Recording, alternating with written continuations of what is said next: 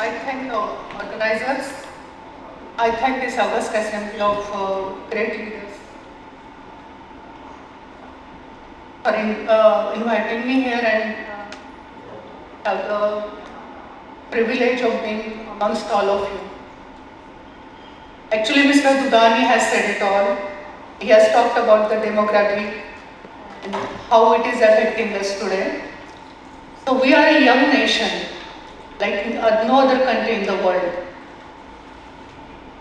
He talked about the skill gap, and we know there is a skill gap. As an individual, I have experienced it. As an administrator, I have experienced that we have this huge young population and we don't get skilled people sometimes. We have all experienced that. He has talked about hands-on skill. He has talked about earn and learn programs which they are running, and they are doing it great. So there are no two opinions about it, and I don't want to talk more about it because I think all of you have talked.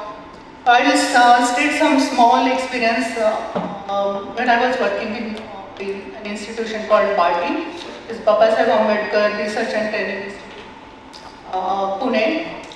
So we used to run it, the organization comes under the Department of Social Justice. So we mostly do the programs for socially underprivileged group. So in one of these skill development programs, we experienced a lot of enthusiasm, and we, like you mentioned, we found the skill gap in the industry. This time it was CCD Cafe Coffee Day in year 2014. So they had a requirement of like lot of people, and we used to 10 batches of like 20 people at a time. So this one batch which we finished, and then they started working. So I can't tell you the joy and happiness among the girls who were 10 and who got this employment with CCD. They were the first generation of girls who ever went out of their house to work. They were all dressed in western clothes. They could speak English. They were serving people. They were very happy to do that. And I congratulate you because you have seen many such sparks in many eyes. So I think that it is worthy of lot of praise. I am very happy to be here. Another, I think, my experience with skill development was the organization called Root Setting in Karnataka.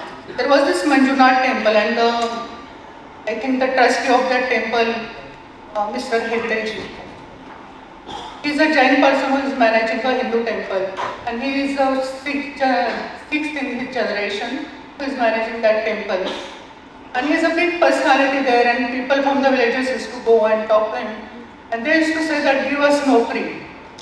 So even though the temple is big, 3,000 people live there every day, and there is a big staff, it is not a big enough institute to give employment to everybody.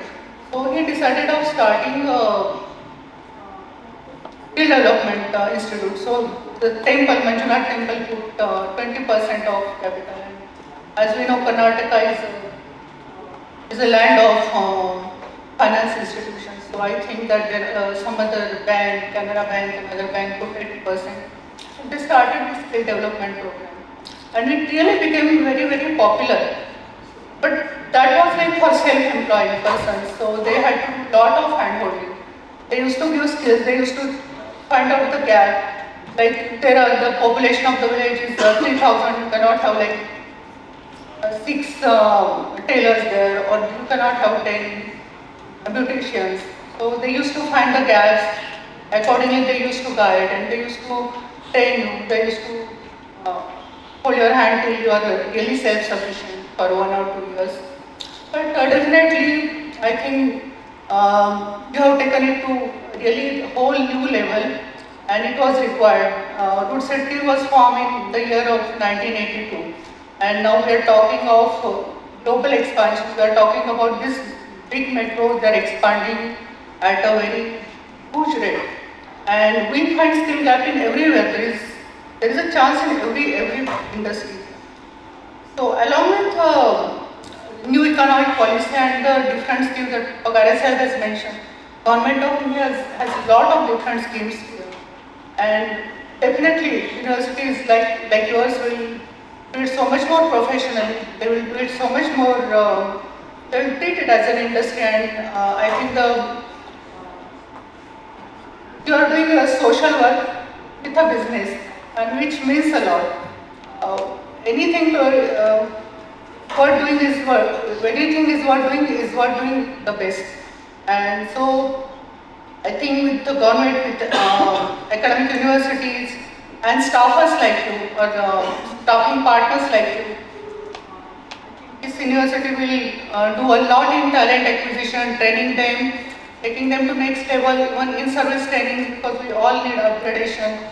We need people with one skill, and then later on we want them to better doing that. So I think there is a lot of opportunity in every sector. There is no sector where there is no opportunity. We are growing at a very fast speed, and we are globally. India is globally recognized as the superpower, I would say, and our superpower is our people. We cannot see it as a huge population. We have to see it as a resource, and that's what you guys are doing. So I wish you all the best. I wish all the staffing partners the best, and I think that it is you are heading towards a great new inning of India, and you are going to contribute all in our new India. And especially, I am very thankful and I am very glad that you are connecting Northeast and places which are not so much. We couldn't see those people. They were almost invisible to mainstream India. Bringing them to the mainstream. So that means a lot, and I'm really thankful that you called me here today. I finish my speech. All the best. We request you to please remain on stage. Thank you.